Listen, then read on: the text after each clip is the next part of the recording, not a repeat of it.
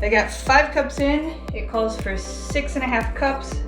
So I'm gonna do 5.5 cups, and I will knead in the last cup if it needs.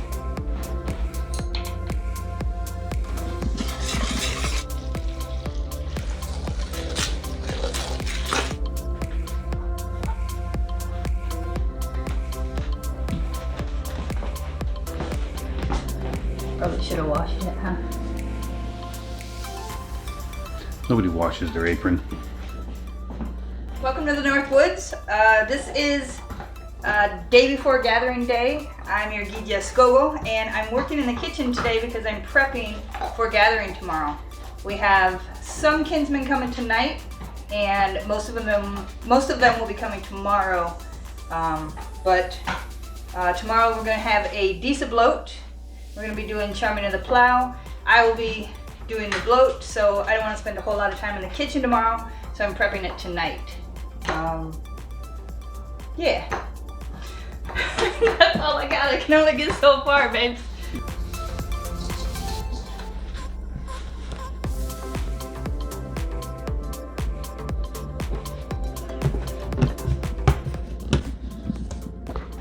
Okay, explain it to me. Kind of just kneaded for 7 to 10 minutes or so. This is how much flour we used from that 1 cup that was left over. So we used very little, less than a 1/4 cup, I think. So then the recipe was actually 5.5 cups. Or closer to 5.5 cups. 5.5 cups and a little extra. So what you're saying is don't ever put in the last cup of flour, knead it in instead, because you never know. Yes, With it will be super dry. With humidity and yeah, all kinds of stuff. and Okay. this is real nice and soft, and elasticity is good. Slaps nice. Mm. How Swedish of you.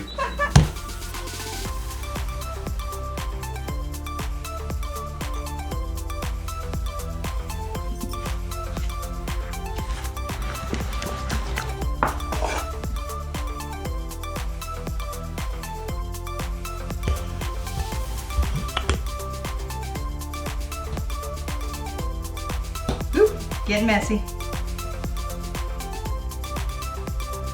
Sneaker. Mm. It's delicious, isn't it? Yeah. Once you're close, then we're also, then you go all the way to this edge. Yes. Perfect.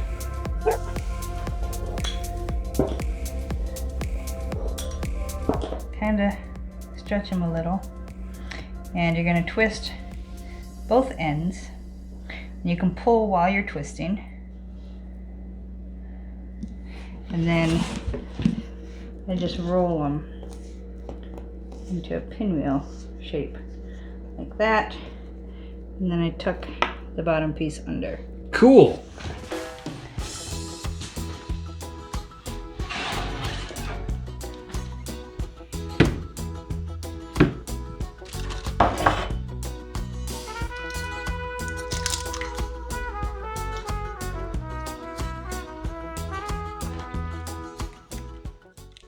So I have these 2 batches right here. I'm going to cover them with a towel and stick them in the fridge so I can bake them tomorrow, because they really do taste better if you eat them the same day. I have a little sample pack here for those that will be here tonight. So we're gonna bake those up and taste test them.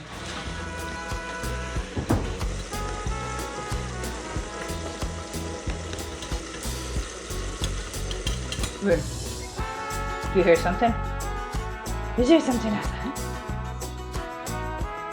Is it your friend?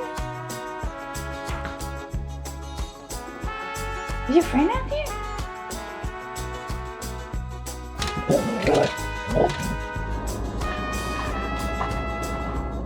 Mother is here.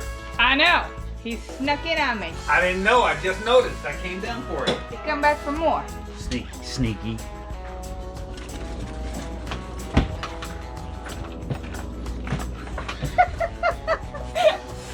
I'll get you the second time, man. Yeah. Sneaky. We got Earl. Carl's just doing what the hell he's told to do.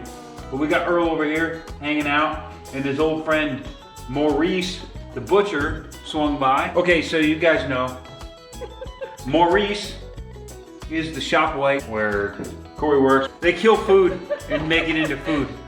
Maurice is my tatermen. He is the head butcher and our supervisor at my work. And Maurice likes brandy. Earl is the shop foreman out here. He does a good job. He keeps everybody in line, keeps them from damaging my equipment and whatnot. He does a good job. And then Carl. And Carl is the shop wight for apprentice. So sometimes I have people come in the shop and I teach them to make a knife or teach them to do this craft or that craft. They need to give libation to Carl because Carl needs all the loving he can get because Earl don't treat him that nice. So, sucks to be the apprentice. Earl, you lucked out. You get top shelf tonight.